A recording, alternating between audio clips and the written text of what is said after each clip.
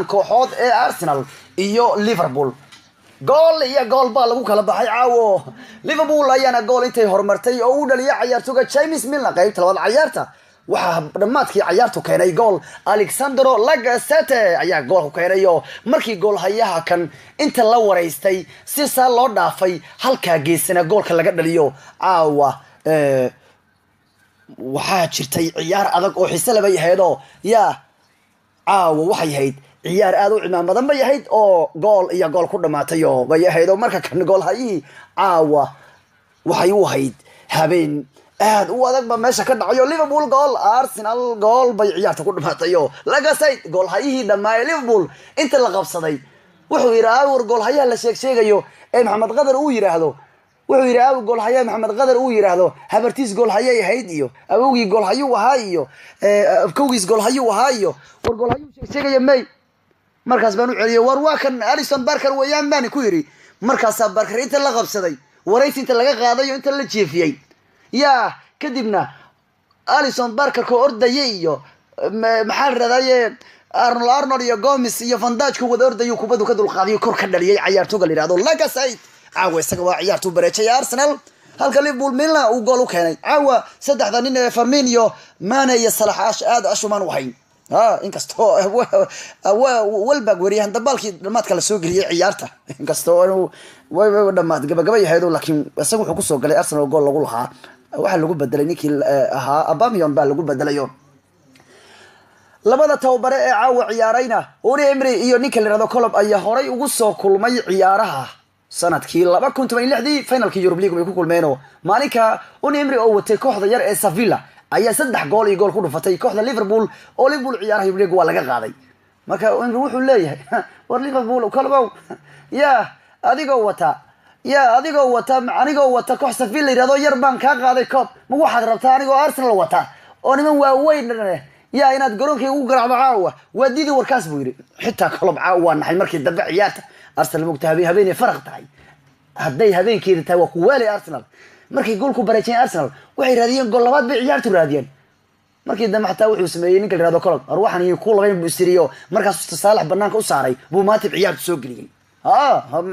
geed baa ciyaar ka dhacday meesha gool iyo gool baa lagu galay mucaaradka gambarkoodii waa u toosay caaw reer mucaarad waxay leeyihiin gambarkeena ma qasaarin xitaa baraajada ciidamad way leeyihiin waxba noo darnaan lahayd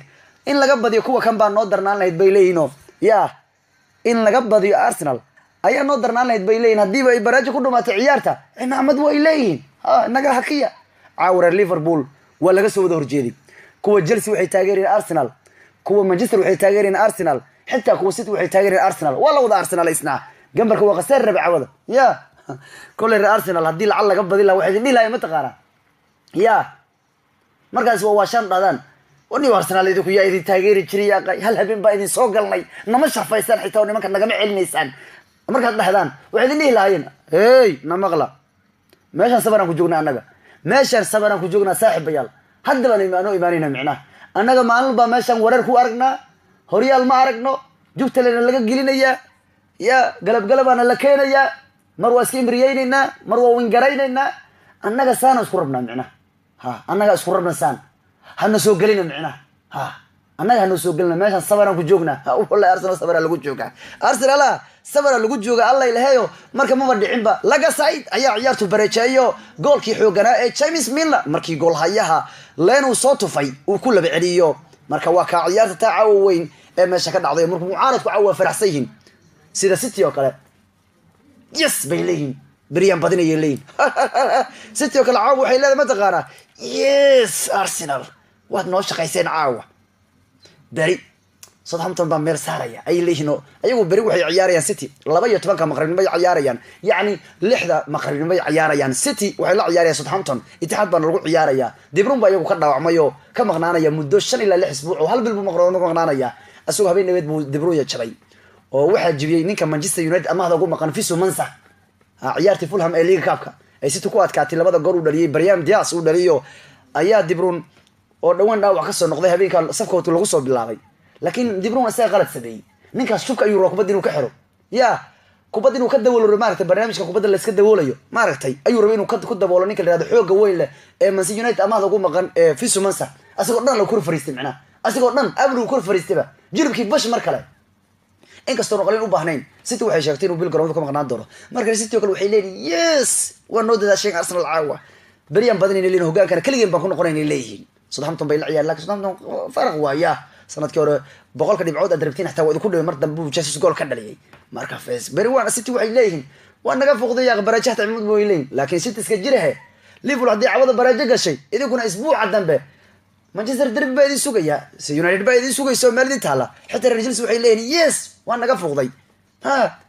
iyagu bari Crystal Palace la ciyaarayaan Chelsea saacadu markay tahay 7 fiidnimo marka caawa guusha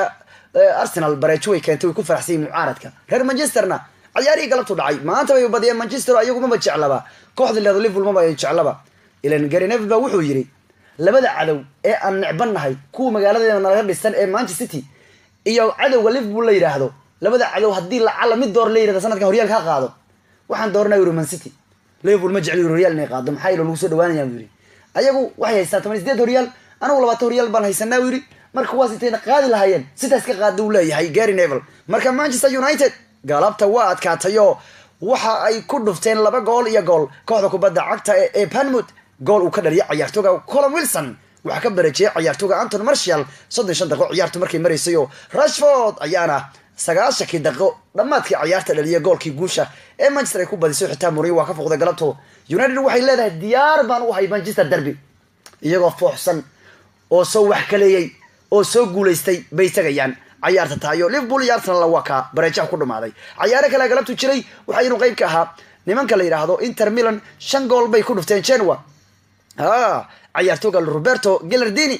oo lagu daray ciyaartooyga la yiraahdo Politano oo lagu daray Gallardini iyo gool kale Joe Mario iyo Nicolan ay ku badiyeen Barcelona bayna la ciyaareen isbuucan Champions League markii labaad kadib kulkii hore oo laga badiyay Camp Nou Rome iyo Fiorentina waxay galeen gool iyo gool Rome ayaa gool ku bareejisay Alexandro Florenzi kadib goolkii ciyaartooyga iska dhali kuwa kan ay dhaliyeen Viol ee uu dhaliyay ciyaartooyga Jordan waliba ciyaaro kale jiray oo La Liga handala waa curatay Real Madrid waxay gool bay gaareen caawa waxaanay garaaceen kooxda kubadda cagta ee Valladolid bariyahan Valladolid ku dhibay hadda ninka tababaraha cusub Santiago Solari waa kacsan yahay Solari kollay hadda